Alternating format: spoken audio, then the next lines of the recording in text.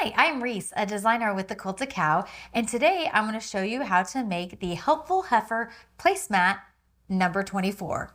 But first, I'd like to thank our sponsors, Husqvarna Viking sewing machines, Creative Grids, rulers, mats, and cutters, and the beautiful Wilmington prints, the fabric that I will be using today.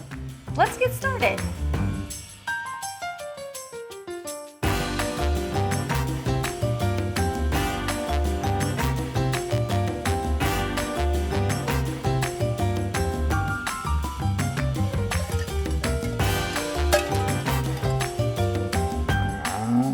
Today I'll show you how to make placemat number 24. This placemat is so beautiful, and you can get the kits on our website at thequiltedcow.com. The kits include the pattern and all the fabrics you'll need to sit and sew. Let's put this aside for now. First, you're going to want to cut all your fabrics to size. As you can see, I've done that here already. First, we're going to make a flying geese like this. You're going to take your 2 fabric C squares. We're going to draw a diagonal line from corner to corner.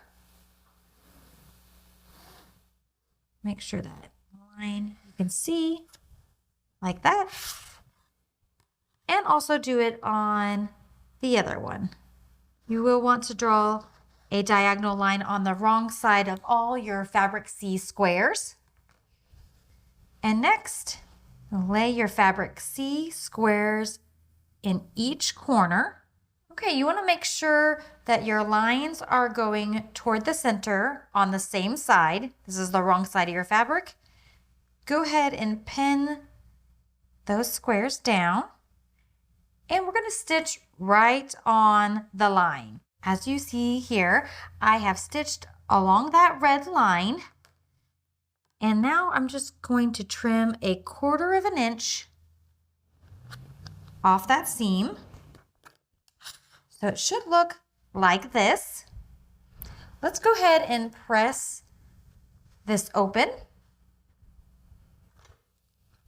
And you're just going to press away from your main fabric. And there you have 1 flying geese.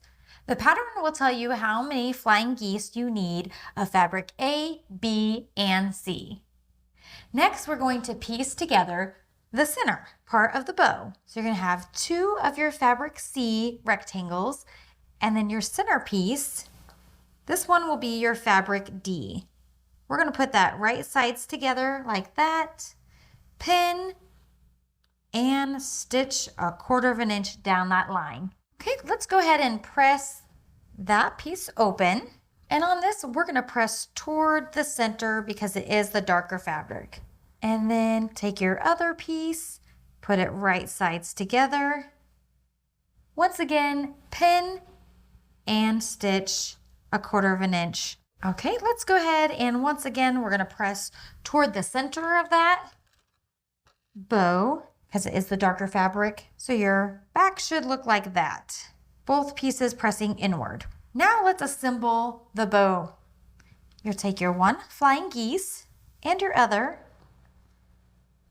and point the center points together. Should look something like that. So let's take the center piece of your bow, fold it over right sides together like that. We'll pin and stitch 1/4 inch down that side. Once again, let's go ahead and press that open. We're going to press that toward the center and do the same thing on the other side. Okay, we're going to press one last time. Let's press toward the center. Give it a nice good press so everything lays flat. And there you have your bow. Repeat this process for all the bows that you will need for your 2 placemats. As you can see, I have already stitched together my other bows. And let's go ahead and lay these out. This is going to be the center of your placemat.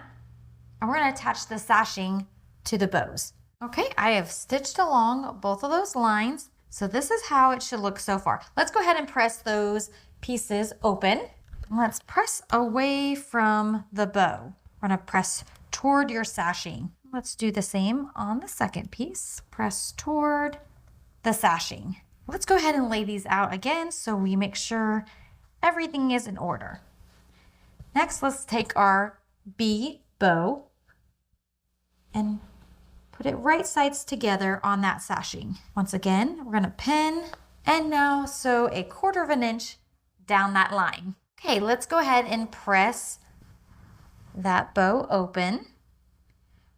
We're gonna rotate it and once again, press toward the sashing. There's a nice press, everything lays flat. Let's lay that out again. And last piece, take that fabric A bow and sashing and lay it right sides together on that B bow pin. And then we're going to stitch a 1/4 of an inch down that pin line. Okay, let's press the last bow. Let's rotate that around so I can press once again, press toward the sashing. And there you have the center of your placemat. Next, we're gonna add the long pieces of sashing to your bows. As you can see, I have stitched that piece to the bows. I'm gonna go ahead and press that open and we're gonna press away from the bows. And your piece should look like this so far. As you can see here, I have already attached my other one to my bottom piece. So I'm gonna show you how to create your top and bottom rows, which is this piece right here. This is gonna be one side of the sashing. It can be your top or bottom row of your placemat. And we're gonna add the sashing pieces in there as well. So it's gonna look like that. You can either add your sashing piece to your bows or you can attach your sashing to your top or bottom row. It just really depends on what you prefer. I'm gonna go ahead and attach these sashing pieces to this row, same way we did the bows. Okay, we have sewn those sashing pieces together. Let's go ahead and press, again, press toward that sashing piece. Let's do this as well with this other one. Press toward the sashing. Let's go ahead and lay this out once again. That way we make sure everything is laid out correctly. All right, now we're gonna take this center piece, put it right sides together. We're gonna go ahead and pin and then sew a 1/4 of an inch down that side. Let's go ahead and press once again, pressing toward the sashing. And let's go ahead and add our last piece to this row. Once again, right sides together, pin and stitch a 1/4 of an inch down that side. Okay, let's press for the last time on this row. Okay, now we have everything laid out. Let's take this, fold it over right sides together, pin, and we will fold this side over right sides together and pin. Okay, let's go ahead and press open both sides of your fabric. And I'm going to press toward your sashing pieces. It'll lay nice and flat. And same on the other side.